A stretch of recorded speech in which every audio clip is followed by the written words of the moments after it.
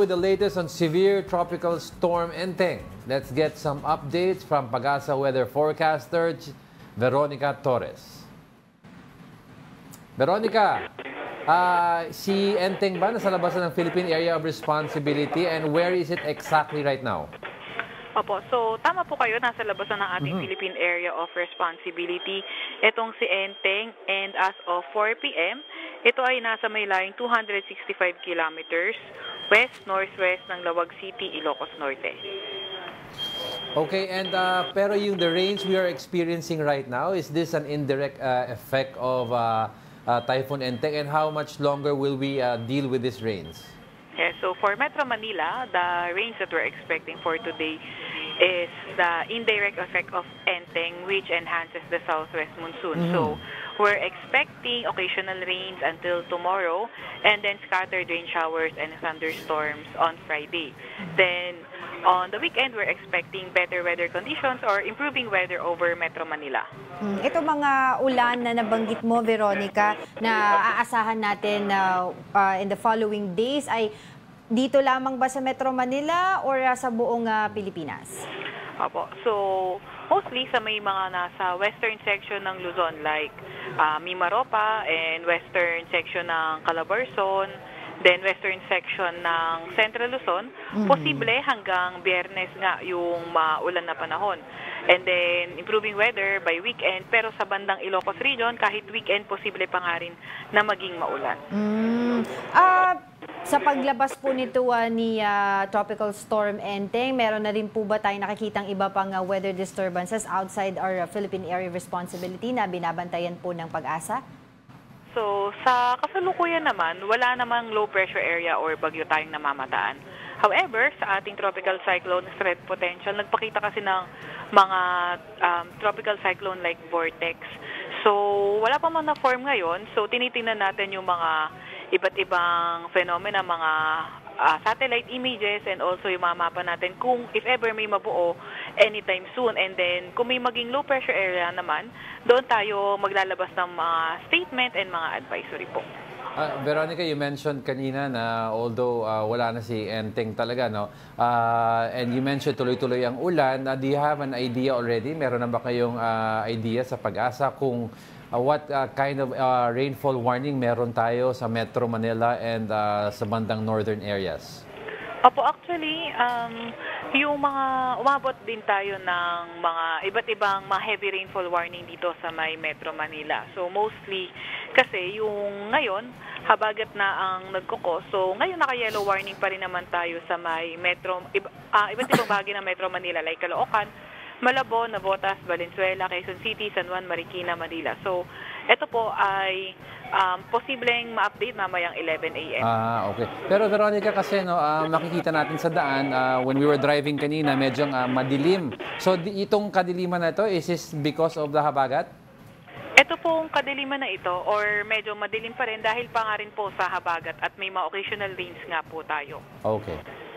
Taking this opportunity na rin, Ms. Veronica, to ask you about yung now deleted post ni Albay 2nd District Representative Joey Salceda, at sinasabi nga niya nagkulang daw po para sa kanya ang Pag-asa. Were you able to talk to him regarding this issue? Or ang mismong ahensya po ng Pag-asa? Regarding po that, hindi, not, sa kasalukuyan kasi I think yung kung may mga makikipag-usap man, more on mga higher ups po talaga. Kami po kasi concentration po natin dito ay yung pag-disseminate po ng information weather-related po. Opo. Nakita ko po kasi sa mga artikulo na sinasabi po ng Pag-asa na kayo po ay sumusunod dito sa PAR plus 5 rule sa pagbibigay po ng mga weather announcements sa atin dito sa ating bansa. Would you mind po explaining to us yung PAR plus 5 rule? Actually, ang ginagawa po natin dito sa Pag-asa, kapag merong mga bagyo na nasa loob, meron tayong tinatawag na Tropical Cyclone Information Domain. So kapag may bagyo, within that information domain, maglalabas tayo ng Tropical Cyclone Update na makikita sa weather forecast. Meron din naman tayong tinatawag na Tropical Cyclone Advisory Domain. So sa Tropical Cyclone Advisory Domain, ito ay lagpas pa yung TCID at Tropical Cyclone Advisory Domain, lagpas pa na ating PAR line. So kapag may mga umaaligid na mga low pressure area o hindi kaya mga bagyo, naglalabas din tayo ng update, and then kung may kita nating papasok ng Philippine Area of Responsibility itong certain na bagyo, maglalabas din tayo ng Tropical Cyclone Advisory. And then kung may mga weather system tayo na nakikita natin na nakaka-apekto sa atin, pati na rin sa mga susunod na araw, maglalabas din naman tayo mga posibleng mga bulletin o hindi kaya mga weather advisory po. Ayun, I'd like to clarify lang something. No? Sinabi mo yung sa loob ng domain, nakakaroon ng abiso pag may papasok na bagyo. Ang question ko is, how about po pag nabuo sa loob po ng domain mismo ang isang bagyo, nakikita rin po ba yan? Yung bagyo naman kasi hindi siya bigla ang susulpot eh. So, mag-i-start siya as cloud clusters, then low pressure area. So, kung sa loob ng ating PAR mabubuo yung bagyo,